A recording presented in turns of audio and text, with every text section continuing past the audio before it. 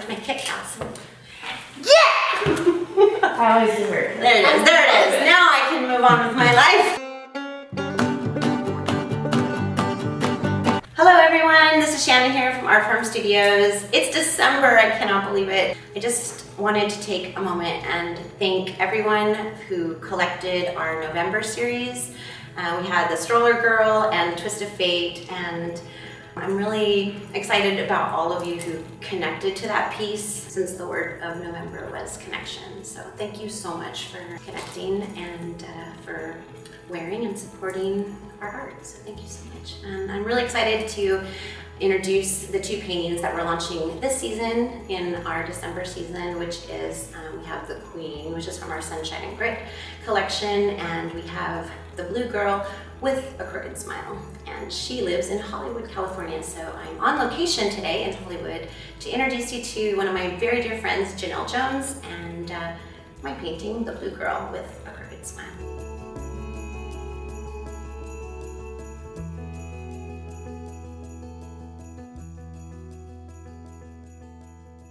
Welcome everybody, we are here on location. We are in Hollywood, California at the home of one of my very dear friends, a longtime friend, and one of my long time ago paintings. This is the Blue Girl with a Crooked Smile, and we're here to tell you her story.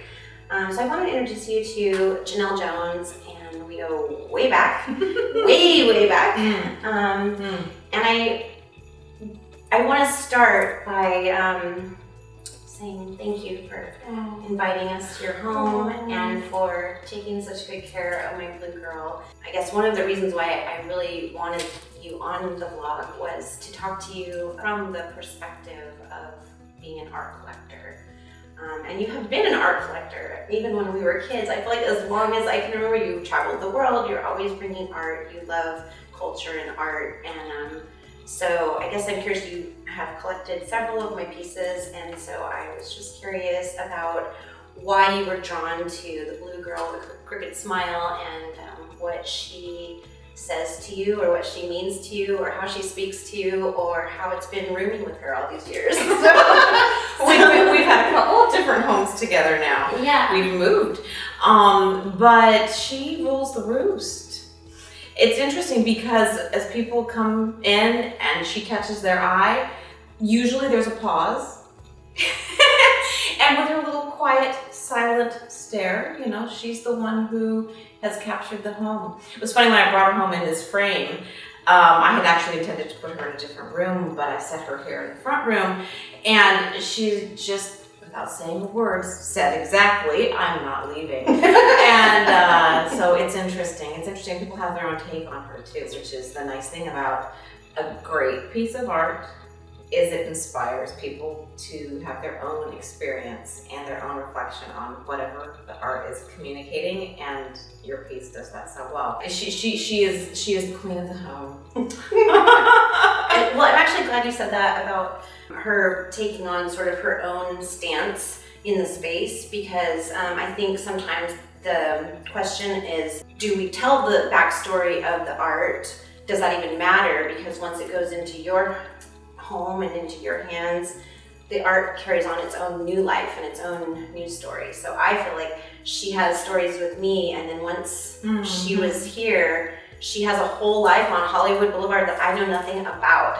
And I love that for her. I think as an artist, as you know me, it's hard to let art go, especially when it's your personal art.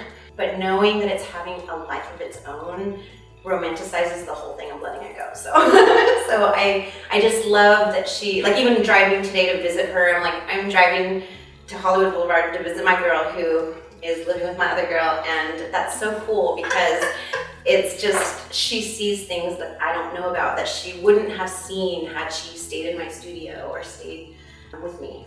I just love the conversation of what she was and what she is. She's meant a lot to me over the years, partly because she has her own point of view on everything. You can just look at her and she doesn't apologize for it. And she's young, and we let kids have their own opinions a little bit more than we allow ourselves sometimes even to have opinions. I think we can let kids have a fanciful and creative and a different point of view on things, whereas we're supposed to kind of fit into some main lanes come adulthood. And she's still in that point of view of, well, what do I think about that? And is that what I really think about that?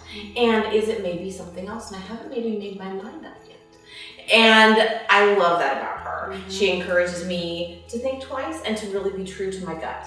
And I love her fearlessness on that. And it's not bossy, it's not mean, it's just I haven't made my mind up yet. And I'll let you know when I have.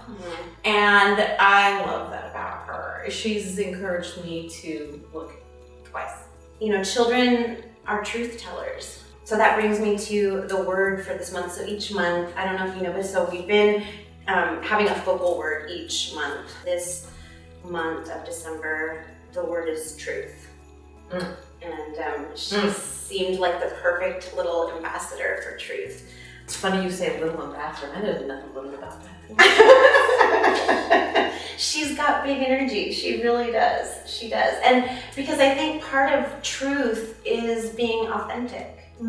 And when you're authentic, then suddenly you're powerful.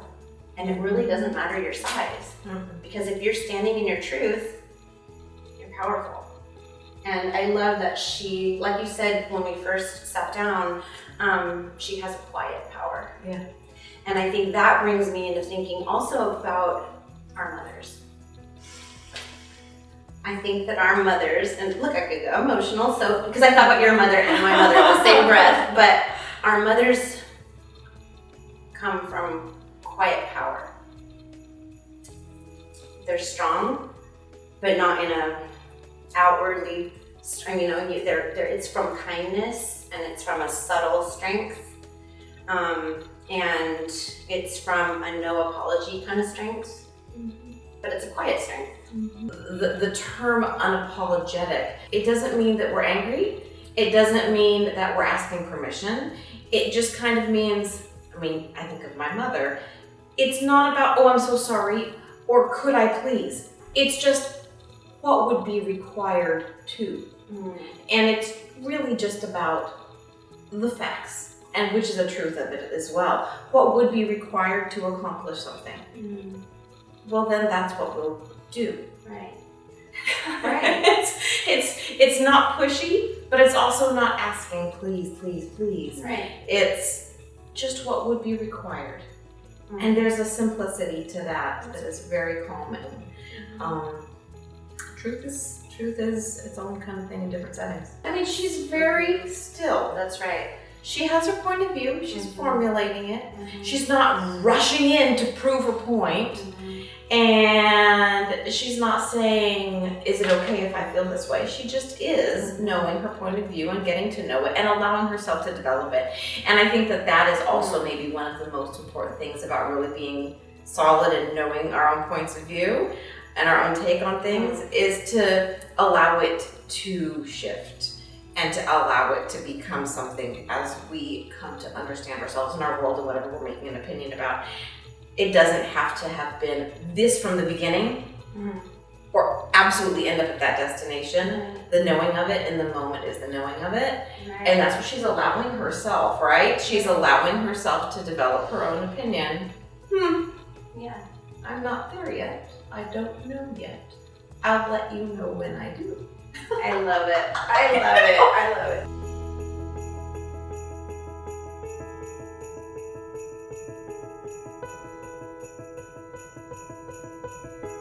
So that brings me to introduce you to the other painting that we're launching this season. And she's behind us here, and her name is The Queen, and she's from our Sunshine and Grit collection, which is the collection that I paint with my friend and fellow painter, Yvonne Sanders.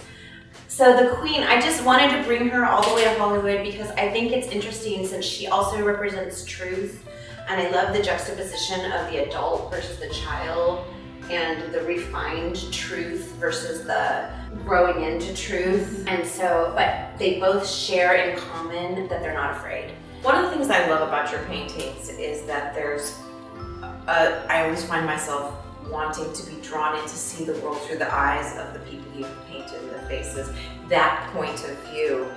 Show me the world through your eyes. I want to see the world through her eyes. I love seeing the world through her eyes. And that point of view is the opinion, it's the perception of truth. But that's really a main theme, I think, in all of your work, is being drawn in to see the world through somebody's point of eyes who you've portrayed. Yeah, so nicely. There's a rawness to what you paint, and it brings in the viewer as wanting to experience that point of view. I love when people have different takes of the art, and I love that I just love that it connects. Mm-hmm. Art connects people. It does. It really does. Happy Christmas! Merry, Merry, Merry. I thank you for being a part of this journey. I have had some of the most richest conversations of my entire life with you. Oh, darn. And and we have really helped each other level up and see each other, and just, it's like these two girls. I feel like, we met at this stage and now we know each other at this stage, and it's so cool because that we were still who we were, and we still really, really valued who we were, even though it wasn't developed yet. That whole perception of like, I'll let you know who I'm turning into. I know you. We're supportive of that stage. You're so right. And we're supportive in this stage because it's like, look at me, look, we're queens. How did this happen? And I think that's so cool too. So it's like this refined truth versus this unrefined truth. But at the end of the day, it's all truth. You are I love you, darling. so nice to meet you.